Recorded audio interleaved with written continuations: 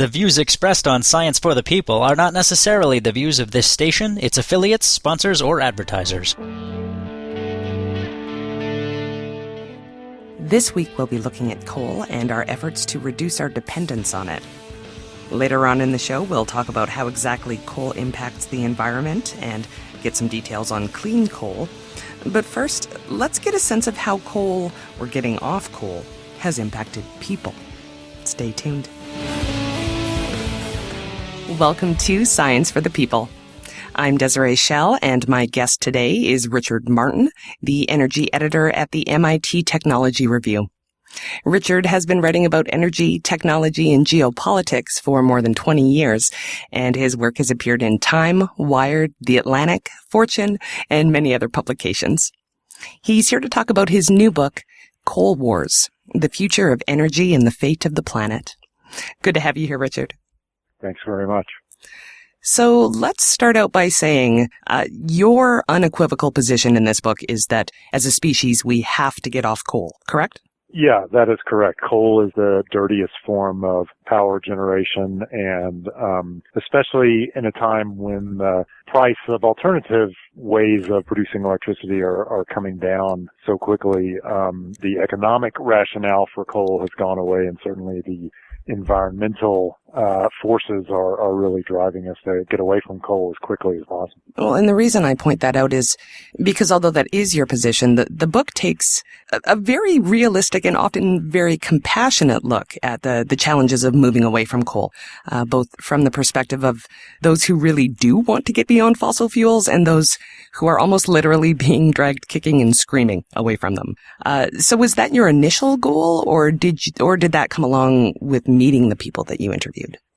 I would say it was my initial goal. You know, as a writer, you look for stories that allow you to give voice to the unvoiced and shine light in dark places. And I think one thing that's happened in the debate over our energy system is that some of the people who have been producing power and mining coal for decades and have been paid to do so and have been, you know, more or less rewarded by society, their voices have been forgotten. And to the credit of the Obama administration, even as, you know, the proponents of the coal industry say that President Obama is waging a war on coal, the fact is the administration has made some efforts to accomplish what many people call a just transition away from fossil fuels. So in other words, finding new economic engines for communities that have depended on coal for nearly 100 years, finding new jobs and support for retraining for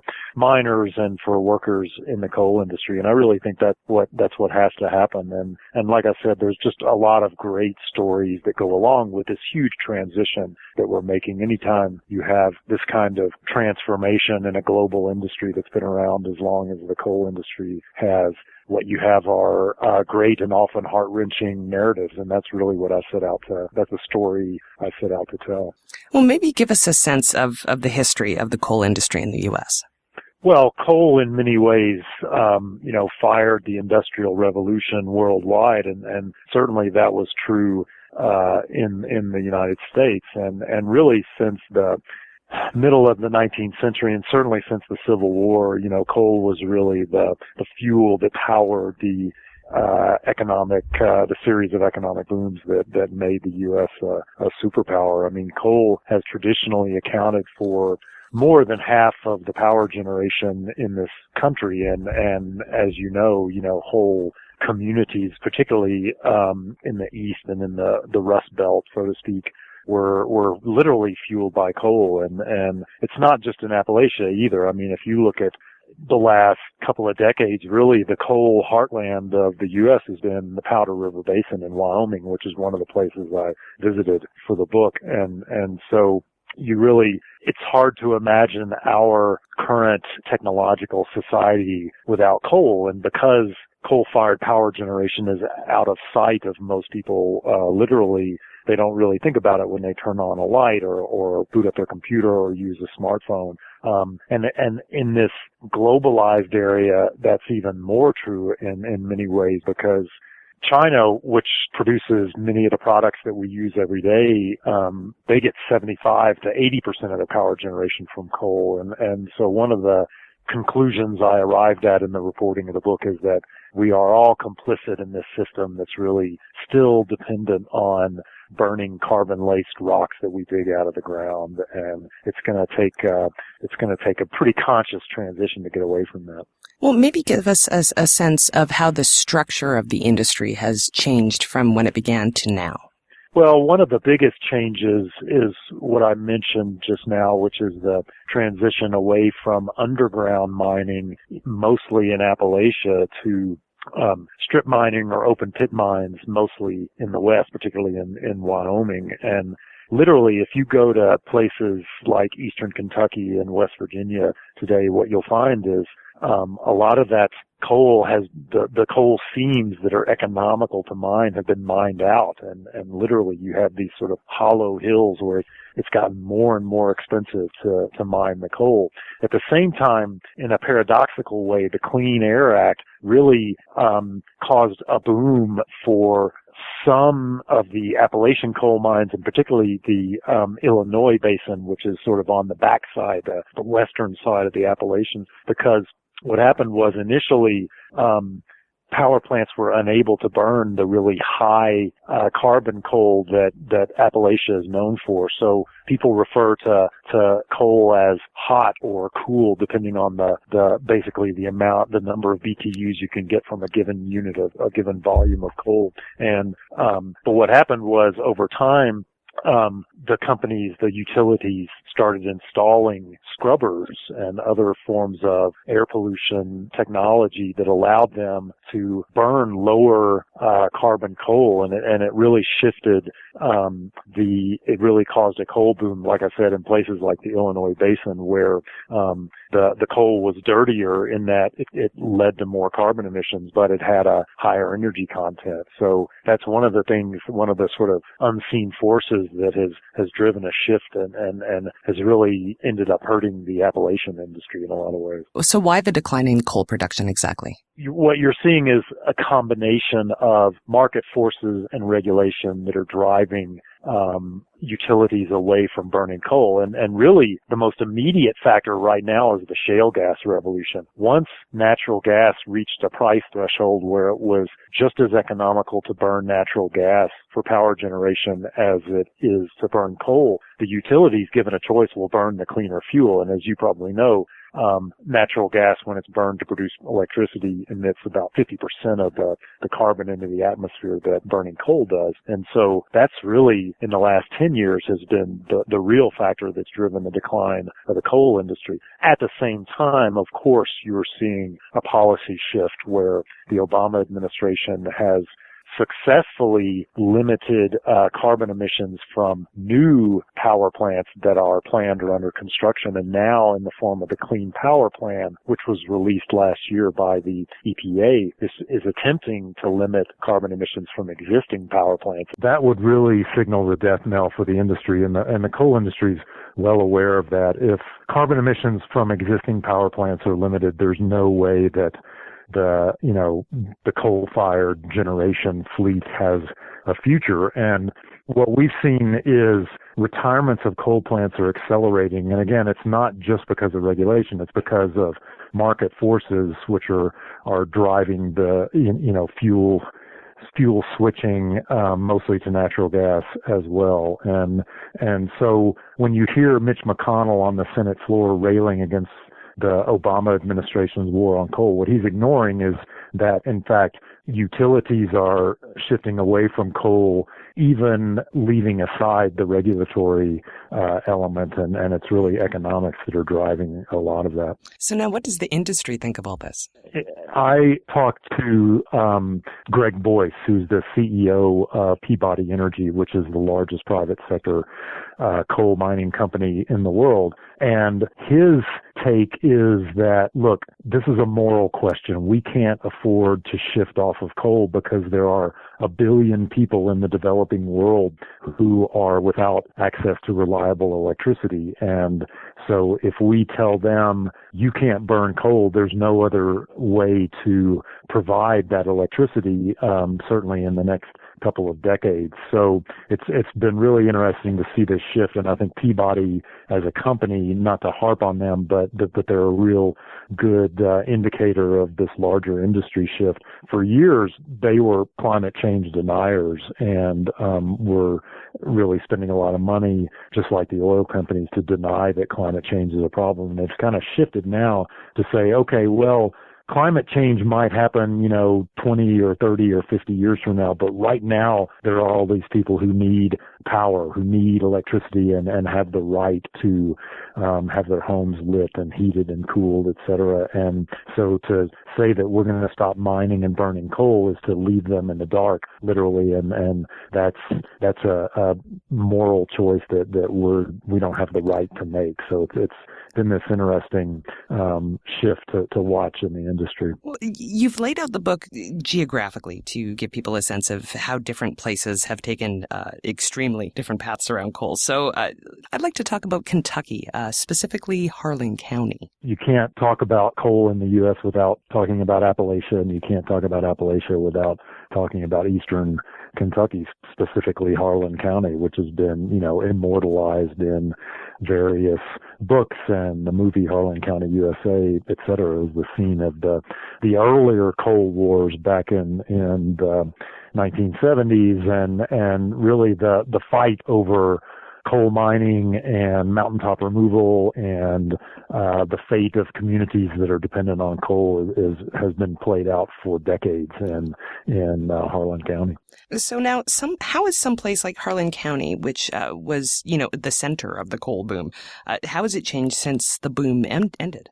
Well, I went to some communities that have been coal mining towns for a long time. One in particular is called Holmes Mill. It's barely even a town. And it's really fascinating to see the same houses that were built by the coal company back in the 1920s are still standing there. They've been, upgraded and repainted a little bit, but still the same kind of row houses that were company housing decades ago are still there. The difference now is they've got big, fancy pickup trucks parked outside that were bought on credit, and now they're owned by the bank, and unemployed miners are trying to find a way to keep them. So if you're a repo man, it's a good time to be working in eastern Kentucky.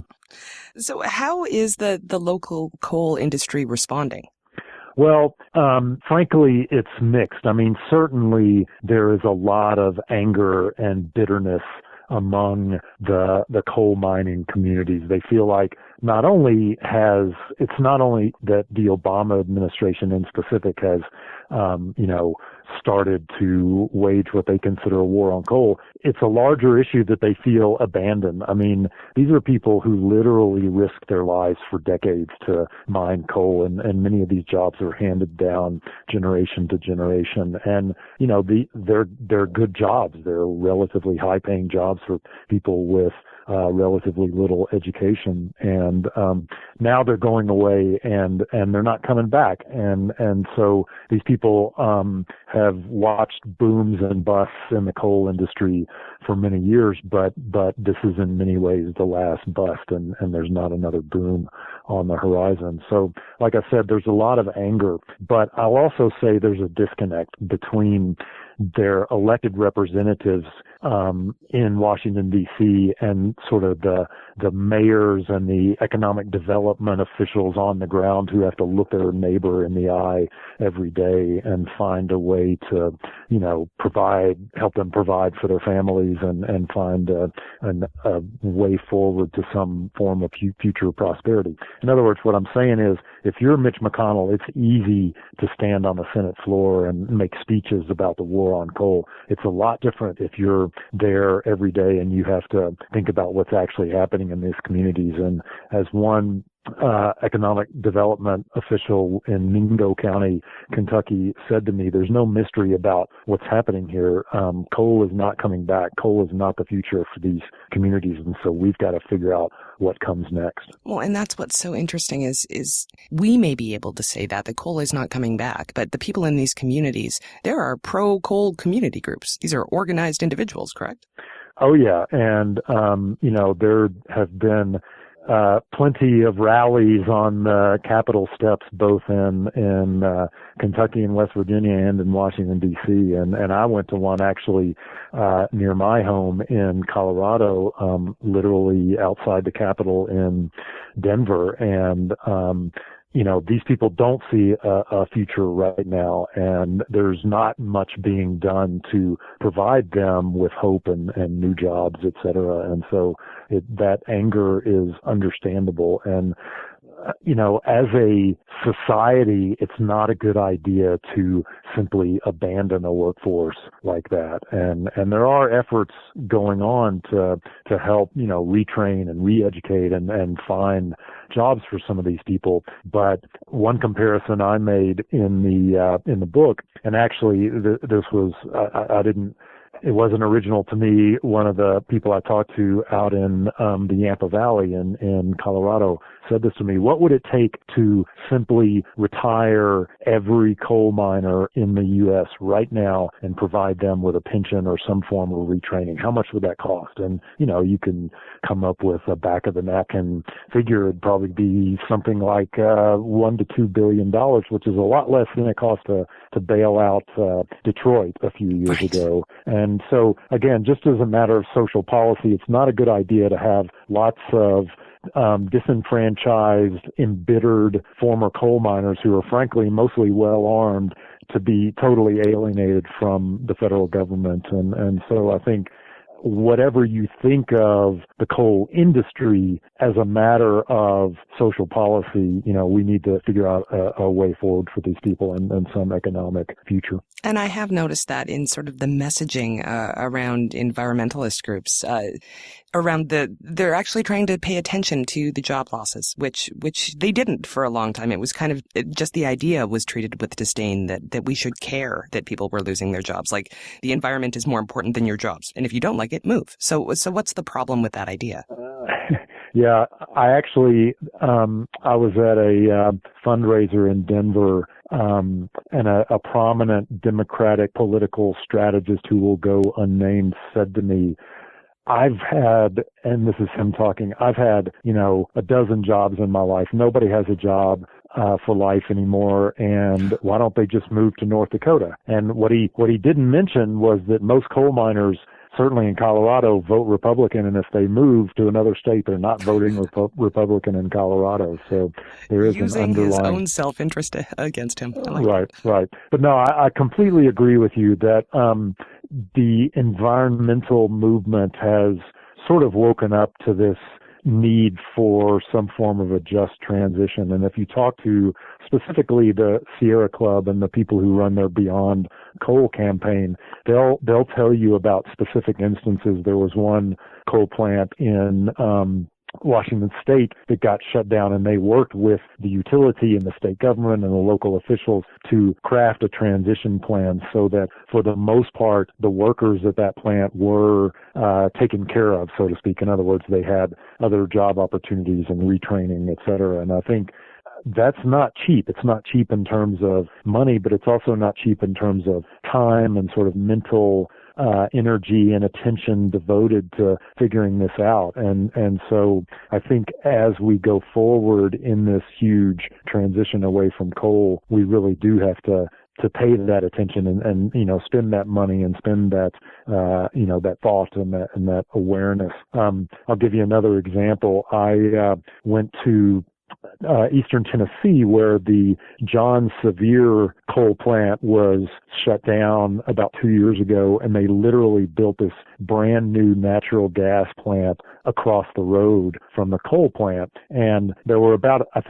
about 140 people working at the coal plant, but at the natural gas plant, you only need about 35 people to run it. And this was a plant that was owned and operated by the Tennessee Valley Authority, and the TVA is really a fascinating study of this larger transition that's going on. And the authority did offer everyone that worked at that coal plant, they offered them a job, not necessarily right there in Rogersville, which is the little town where that coal plant is situated. They said you can move to, Knoxville, but they really went out of their way to try to provide for those people. And I talked to several of those workers, and they were actually very grateful and admiring of what the TVA had done. Having said that, a lot of them couldn't move. They had family issues, et cetera. And so there are job losses associated with this transition, kind of no matter how you look at it. And especially in some of those rural communities,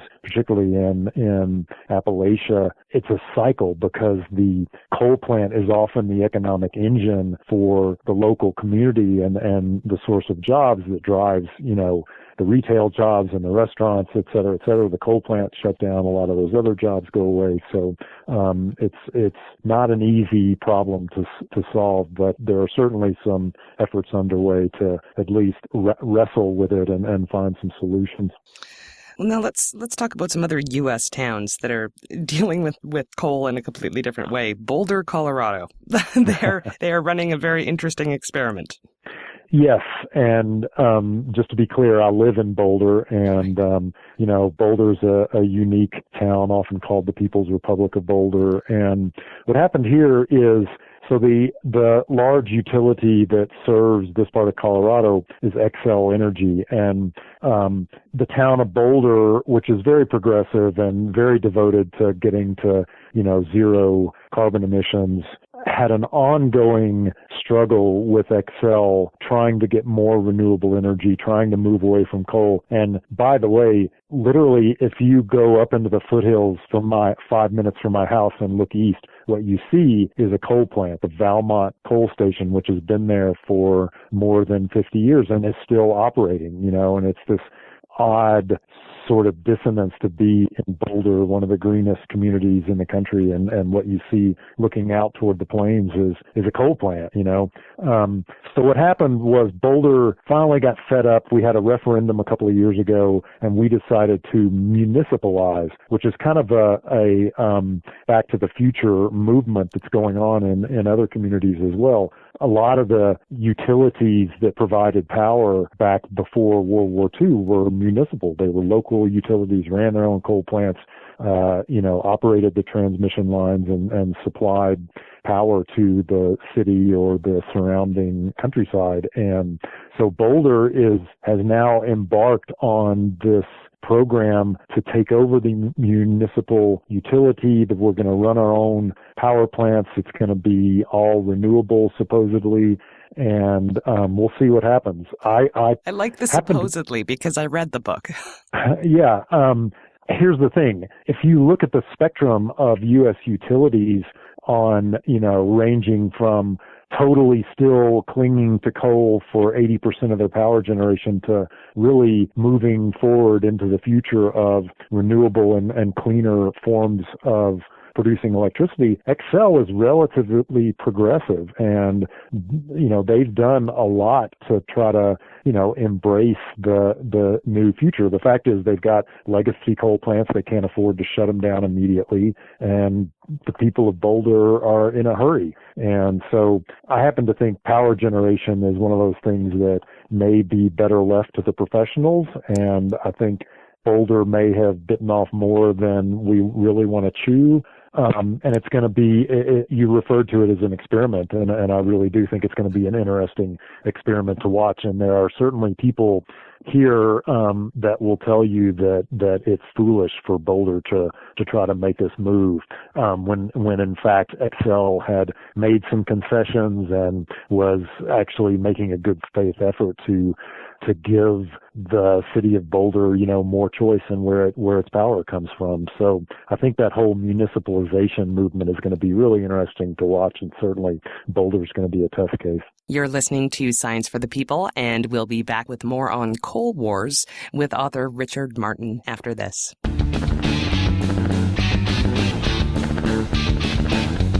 Science for the People is a weekly radio show exploring everyday life from a scientific perspective. To find out where Science for the People airs near you, or to listen to past episodes, check out our website at scienceforthepeople.ca. You'll also find links to connect with us on Facebook, Twitter, and Google+, or to subscribe to the podcast in iTunes. And now, back to the show. Welcome back to Science for the People. I'm Desiree Schell, and I'm joined by Richard Martin, energy editor at the MIT Technology Review and author of Coal Wars, The Future of Energy and the Fate of the Planet. Okay, let's talk about China. What's happening with coal there? Well, again, we're in the U.S., we're making this big shift away from coal, and that same shift is going to happen in China for a variety of market forces and political reasons and international climate talk reasons, et cetera.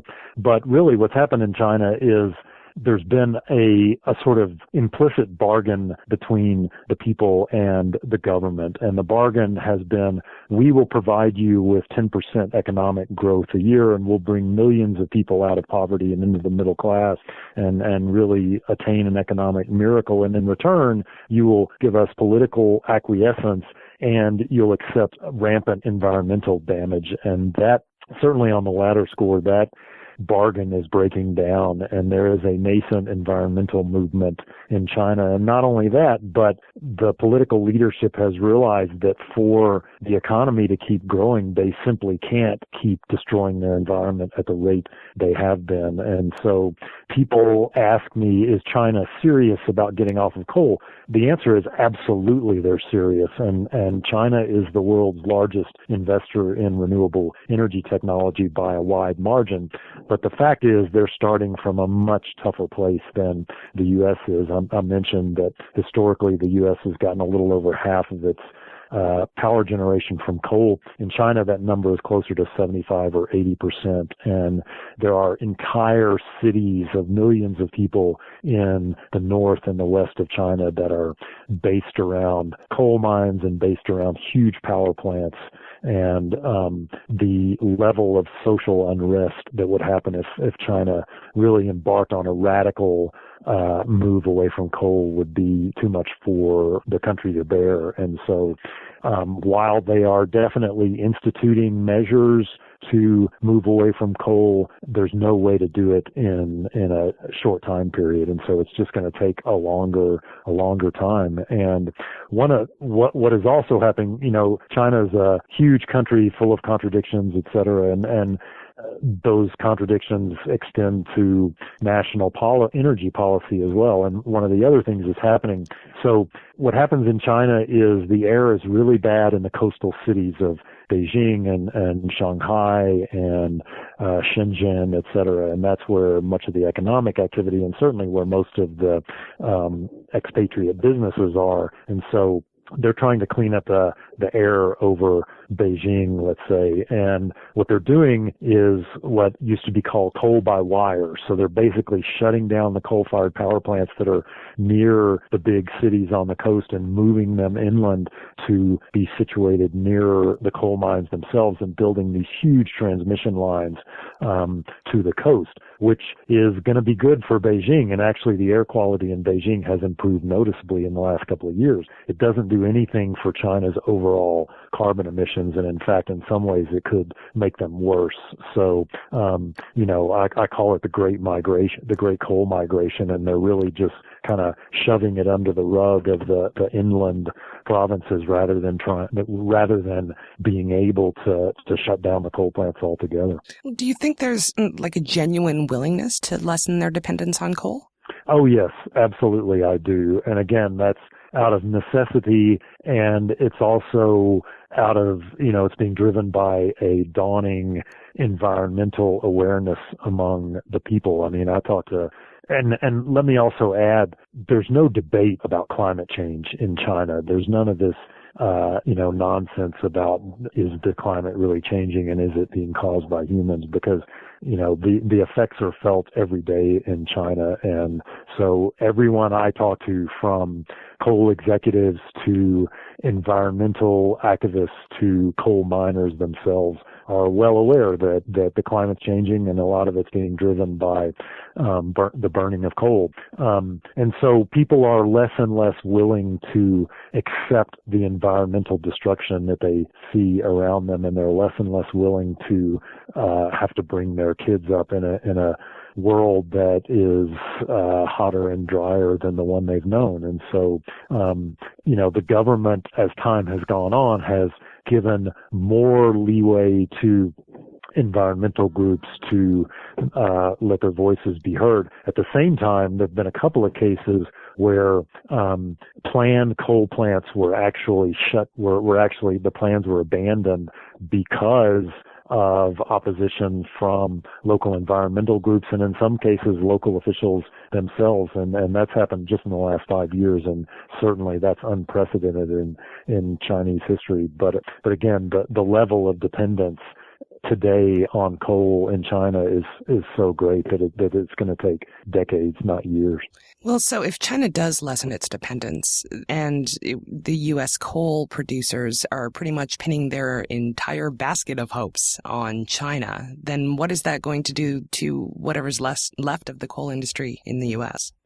Well, as one of the leaders of the Sierra Club's Beyond Coal campaign said to me, this is their last gasp. In other words, if these coal exports to China don't materialize, you're going to see coal producing companies in this country going bankrupt. And in fact, you're already seeing that. And if you look at, what Wall Street foresees, it's easy to see that, again, unless they can export their coal specifically to Asia and more specifically to China, they don't have a future. And again, one thing to keep in mind is that Peabody Energy, for instance, the largest U.S. producer of coal, is more or less exclusively a coal miner, and it competes with huge international mining conglomerates like Rio Tinto that are diversified. They mine copper, they mine platinum, they in some cases mine uranium, and so they have other operations to fall back on that in general the U.S. companies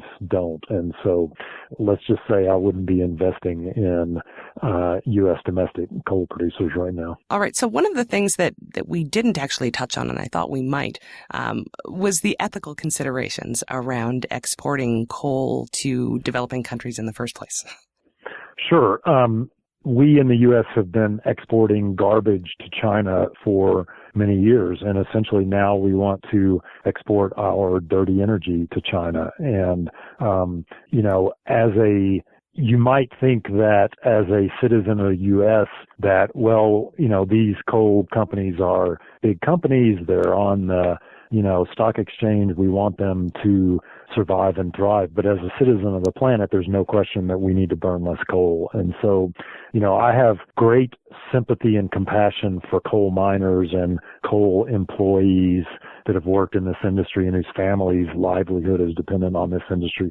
I have much less sympathy for the executives of the coal mining companies who are trying to pull off these exports. And the fact is, the opposition that they're facing is quite strong on ethical grounds, on economic grounds, et cetera. And so at one point there were 6 large coal export terminals that were being planned on the West Coast, and at least 3 of those have been canceled, and the prospects for the other 3 are not that bright. So whatever you think of the ethics, I think it's going to be tough for the domestic coal mining companies to really pull this off. But yes, there are plenty of other ways in which we could be helping China and Indonesia and Vietnam move forward into a cleaner energy future. Exporting coal is not one of them. Well, and also there was the argument that you mentioned in the book that if we don't export the coal, then it stays here, and so we have some kind of control over it, and therefore a bit more control over its effects on climate change. And we lose that if it's shipped to another country. That's right. And, that sort of leads us into the whole discussion around, quote, clean coal, unquote, and which I happen to think is an oxymoron. I've actually been in a previous life, I worked at a energy research and analysis firm called Navigant Research, and I did a fairly lengthy report on carbon capture and sequestration back in 2010. And what I concluded at that time was a lot of the projections for capturing carbon from the smokestack of coal plants, in other words, burning the coal and then capturing the carbon and shipping it to where it can be buried deep underground. There is no way that's going to be economic in any foreseeable time frame. And so that's the other argument that the coal industry uses, that, well, we need to keep burning coal and keep doing the research and development on finding newer, cleaner ways to burn coal. And I just think that's an oxymoron. And we've already spent hundreds of millions, if not billions, on research into carbon capture and sequestration and other forms of so-called clean coal. And if we had spent that on, more efficient solar panels and better, a more efficient grid, et cetera, we would already be seeing the benefits. So that argument that we should keep the coal industry going and just find cleaner ways to burn it, I don't buy that. Okay, I'm going to ask you for a couple of predictions. What do you see from as the future of coal, let's say, in 10 years? Well, so let's talk about coal-fired plants specifically. The retirements of coal-fired plants, which are being driven again by economic forces as well as regulatory ones, are only going to accelerate. And so there was actually a bit of a rebound in 2013, 2014 for coal burning. So it went from something like under 35% of power generation back up to closer to 40%. I think that percentage is going to continue to drop. And, again, these are big changes. They're big plants. They take a long time to shut down. So it's not going to happen overnight. But it would not surprise me at all if the percentage of power that we in the U.S. get from coal-fired plants dips below 30%, even as soon as 10 years from now. Really? That is incredibly optimistic. I was not expecting that. All right. So how about, let's say, 30 years?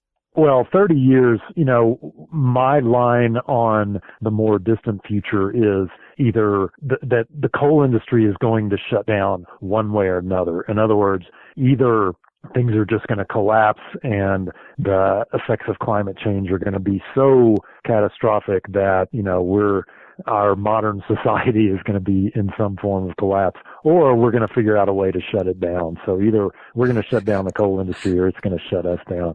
So 30 years, if you look at the cost curves for renewable energy, they're dropping in price very rapidly right now. And I think that's going to continue. So, I'm pessimistic about sort of the next 30 years, but 50 years from now, I think to some degree we'll have figured this out. In other words, we'll have forms of renewable energy. We'll have new forms of nuclear power production, which was actually the subject of my first book. And I think the technology is going to have advanced far enough by, let's say, 2065 that, we won't need to burn much coal anymore. 30 years, we're still going to be in that transition period. And so, coal is going to be with us. And again, it's one thing to talk about the U.S. where we are making this transition fairly rapidly. It's entirely another thing to talk about China and India and the other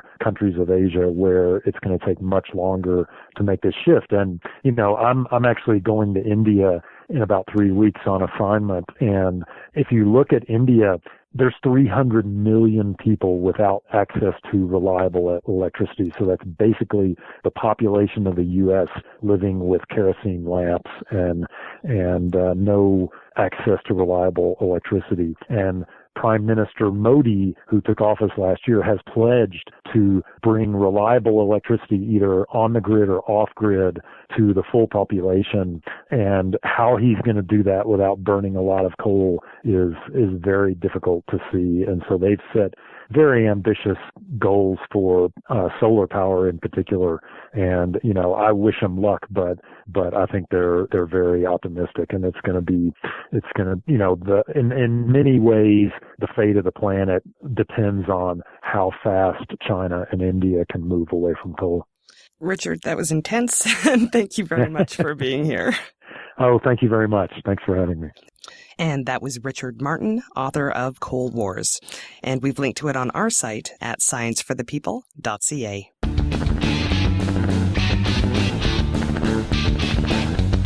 Science for the People is a weekly radio show exploring everyday life from a scientific perspective.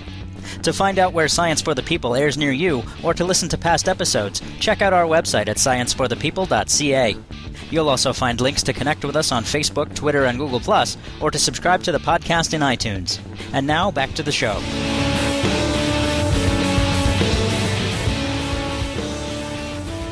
Welcome back to Science for the People. I'm Desiree Schell, and I'm joined by Jeff Deyette, the Assistant Director of Energy Research and a Senior Energy Analyst in the Climate and Energy Program at the Union of Concerned Scientists. Thanks for being here, Jeff. Thanks, Desiree, for having me. Now, we understand that many countries in the world are trying to reduce their dependency on coal, but my question is why? Because at this point, many of us just kind of take it as a given. So let's break this down for folks, starting with, what is coal exactly? Yeah, that's a great question. Coal is largely carbon, hydrogen, and oxygen with a whole lot of other small parts of other toxic metals and impurities mixed into it. And it's formed essentially deep underground, or most of the time deep underground, when dead plant matter kind of is subjected to geological forces of heat and pressure over hundreds of millions of years. And so as time goes by, the plant matter turns into a low-carbon peat form, and then as time goes further on, it turns into coal. And if we waited much longer, it might turn into something like diamonds. Coal is pretty high in energy and carbon content. It has a wide variety of properties, so it's often categorized into four different ranks. One is lignite. Another is what they call subbituminous coal. Then there's bituminous coal, and then there's anthracite. And that ranking goes in order of increase in carbon and energy content. Well, now, how do we get it from a lump of rock to energy? Can you take us all the way through that process? We extract coal from the ground. We transport it, process it, and then we burn it, and then we deal with the waste from burning it. So that's sort of the life cycle process. But if you just start at the very beginning, where we extract coal, in its process, it's fairly simple technique. It's just expose it, break it up, just like rock, into small pieces, and then cart it off so you can burn it someplace. And we extract coal in two primary ways here in the United States and largely around the world. You can do it through underground mining, or you can do more recent techniques allow for surface mining. If we're looking at the underground mining side of this, two really dominant methods for extracting coal are what they refer to as room and pillar techniques for mining, or longwall mining. And in room and pillar, essentially what you're doing is you're going into a large seam of coal and you're extracting it, but you're leaving big pillars in the middle of massive rooms to help support the ceiling, essentially, from collapsing on coal miners. Longwall mining, you basically cut long tunnels into a coal seam, and then you extract the coal by conveyor belt. There's hydraulic support systems and other things to hold the overhead rock in place as you do that. Underground mining is one of the most hazardous occupations, though, in the world, and it's responsible for killing and injuring many people in accidents. It's a very dangerous occupation to have, and it's associated health problems, which we can get into in a few minutes. But what we've seen in terms of coal extraction is a major shift away from underground mining towards more surface mining techniques. And surface mining involves less need for individual workers. So per unit of worker, you can extract a lot more coal using large equipment instead of humans underground. And essentially what you're doing is you're clearing vegetation and soil from the surface, and then whatever layers of sediment and rock are underneath that. And then you blast that out of the way, you remove it, and then you basically open up and expose the coal seams to drag lining or some other way of pulling that out and taking it away in trucks and conveyor belts. That's a major practice for extraction in the western part of the United States.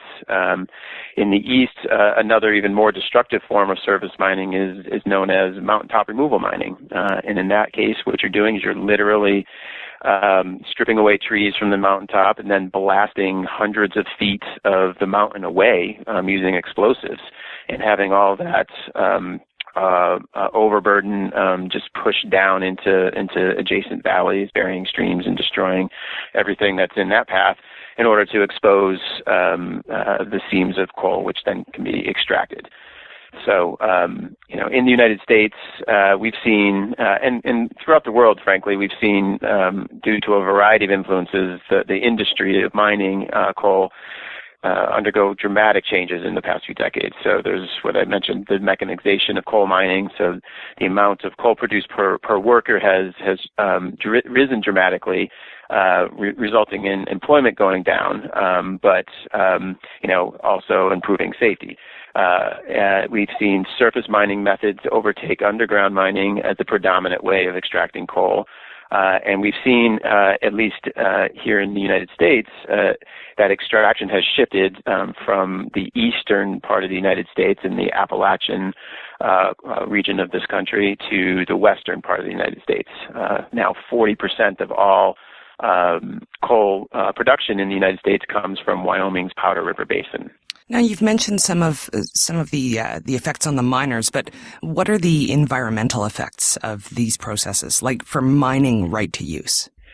Right. Well, I mean, there are real and substantial environmental and human health costs that kind of accrue and at every point along the coal supply chain. So from extraction all the way to use. And so, with mining, the most obvious, as I said, is the direct threat to health and safety faced by coal miners.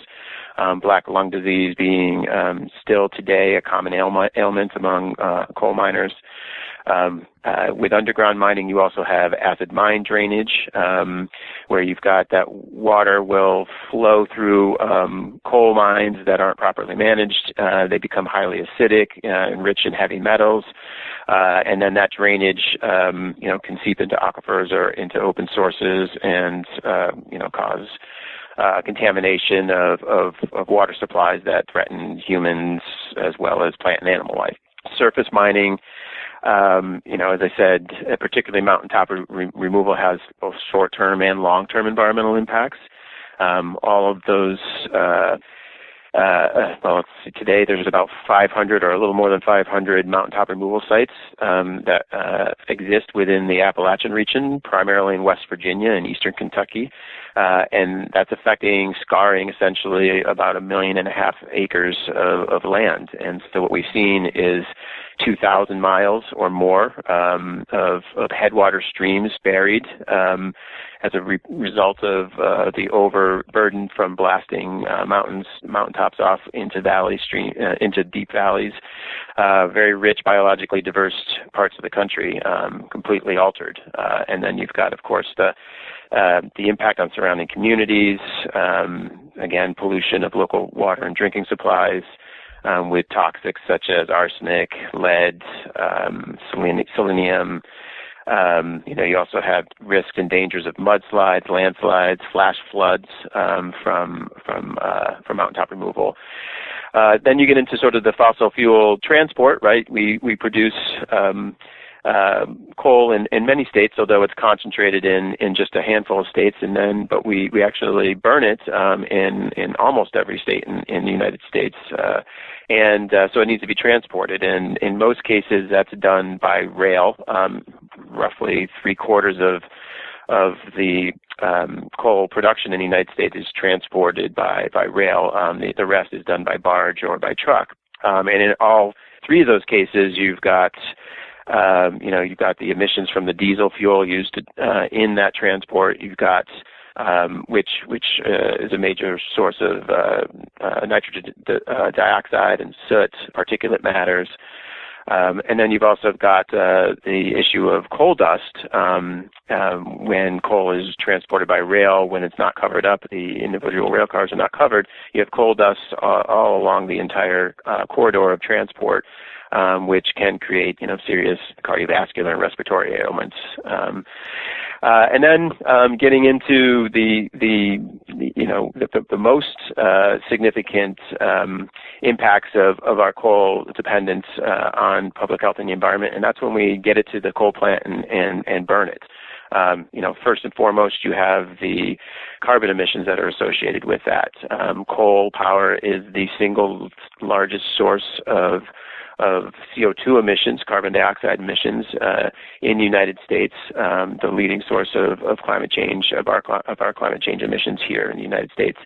And we know the global impacts from a warming climate as a result of burning fossil fuels in general, but coal being a significant part of that. And then you've got the air pollution, direct air pollution associated with coal burning, things like sulfur dioxide, which contribute to acid rain and help form and necessary to form particulate matter. You've got nitrogen oxide emissions, which also contribute to acid rain and ground level ozone or smog issues. You've got particulate matter, as I mentioned before, that produces haze and causes chronic bronchitis. It aggravates asthma and elevated occurrence of premature death in humans. And then, coal-fired power plants are the largest source of mercury emissions in the air in the United States today. And we know that mercury bioaccumulates in the environment, and particularly we are, as humans, most exposed to it through the consumption of fish. And that mercury in fish causes neurological and other neurobehavioral effects in infants and young children. So, and then when you burn the coal, you have waste products, either a wet slurry or a dry ash. These need to be stored in holding ponds. That creates risks for air pollution and water pollution associated with that. So, as I said, at every stage of the life cycle of coal production and electricity generation from coal, we see significant public health and environmental impacts. I should really learn not to schedule super depressing interviews first thing in the morning. This is Science for the People, and I'm talking to Jeff Deyette about coal. So how about clean coal? Maybe explain what that is, and then we'll talk about if there's actually benefit there. Yeah, when I hear the term clean coal, I always ask myself, well, compared to what? Coal, when compared to, historically the way that we have burned coal in what we call pulverized coal power plants. So you basically just crush the coal rocks up into powder and you stick them in a boiler and you burn them. And then you have smokestack emissions. So, yes, we have innovation. We made great strides in innovation in pollution controls at the smokestack. And we also have new techniques to gasify coal before burning it. That makes the process of electricity generation from coal cleaner than not controlling for those pollutions. And in some cases, we can make dramatic improvements in coal, or in these emissions. So we have the capacity to remove sulfur dioxide, upwards of 90%. Same with mercury. We have these technologies either through scrubbers or other advanced technologies through the flue gas process of burning coal, where we can reduce these emissions. But many coal plants in the United States actually lack these pollution controls. Nearly half of our aging coal fleet here in the United States lack adequate controls for SO2, for sulfur dioxide. simple scrubbers. Nearly 80% lack adequate controls or have outdated pollution controls for particulate matter. So it's not a matter of having the technology available, it's whether or not we use it appropriately. The biggest and most serious pollutant from coal power in terms of climate change, CO2 emissions, we don't have a readily available, inexpensive way of controlling for carbon emissions. There is emerging technology in capturing carbon and storing it underground, but it's still an immature. It's still technology. It's still very expensive to do, and it has limited applications. And that doesn't account for the other life cycle impacts of coal production, from the extraction to the transport to the dealing with the waste products. Those impacts remain in terms of becoming assessing whether coal can be environmentally cleaner. And we have much cleaner and more affordable alternatives available today. That's why we're seeing this transition away from coal. It's an outdated technology that's becoming economically unsustainable, frankly, in terms of building new coal plants. It's far cheaper to use solar and wind in some parts of the United States. Certainly natural gas, a cleaner burning, though still fossil fuel technology, is very much more affordable than new coal. And the cost of upgrading and maintaining an aging coal fleet, is just becoming too expensive. And so that's why we're seeing a number of coal plants here in the United States close down. And we are making this transition to cleaner technologies. So you're talking about those other options for cleaner technologies. How practical is that at this point, if we were to switch completely from coal to something else? Well, this process is going to take a little bit of time. We're not going to do that overnight, but I'd say it's not just practical, it's inevitable. We have the solutions available to us today in the power sector to generate clean, sustainable, affordable, and reliable electricity, primarily using renewable energy technologies like wind, solar, geothermal, even some forms of sustainable hydropower and bioenergy technologies can contribute to that supply mix. We can invest heavily in untapped abilities to use electricity more efficiently, whether that's in lighting or industrial processes. We have made great strides in using electricity more efficiently. We can do much more there too, and so we can get more bang for our buck, and we can use cleaner sources. We're doing that here in the United States today. We've seen some regions of the country, some states in the United States go from virtually no renewable energy dependence to 20-30% already today. Some states like California, our largest states and second largest energy consumer is committing itself to 50% renewables over the next decade and a half. So we are seeing these technologies powering an industrialized economy and doing it in an affordable and reliable way. You sound optimistic, sir. I am optimistic. I think this has been a long transition, but and it will take a lot longer too, because the political power and the economic power of the fossil fuel industry is still standing in the way of this transition, and they're going to fight till the end to protect their assets. So I don't expect this transition to happen overnight, but just the vast cost reductions that we've seen in particularly solar and wind technologies in the last 5 to 7 years through economies of scale, through technology breakthroughs, have been just so impressive that I think we have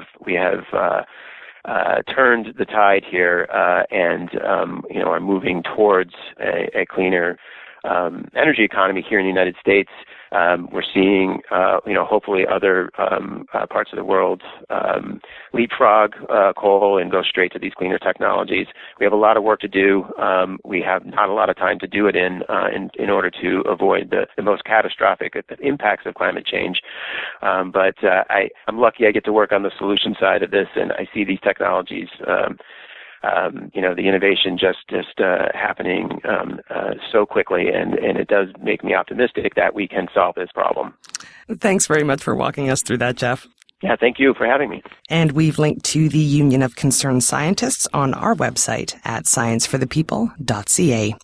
And if you happen to be on our site, do click the links to Twitter, Facebook, and Google+, where we post show news and other articles we think you might enjoy, and to iTunes so that you can listen to past episodes, subscribe to the show, or leave a review. Thanks for listening, and we'll see you next week on Science for the People.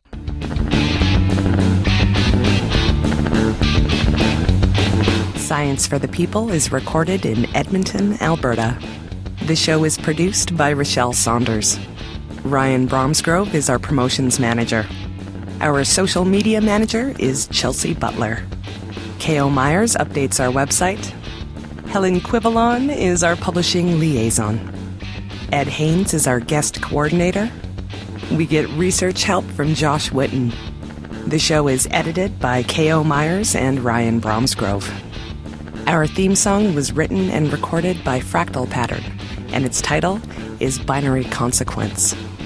The show is hosted by Rochelle Saunders, Marie Claire Shanahan, and me, Desiree Schell.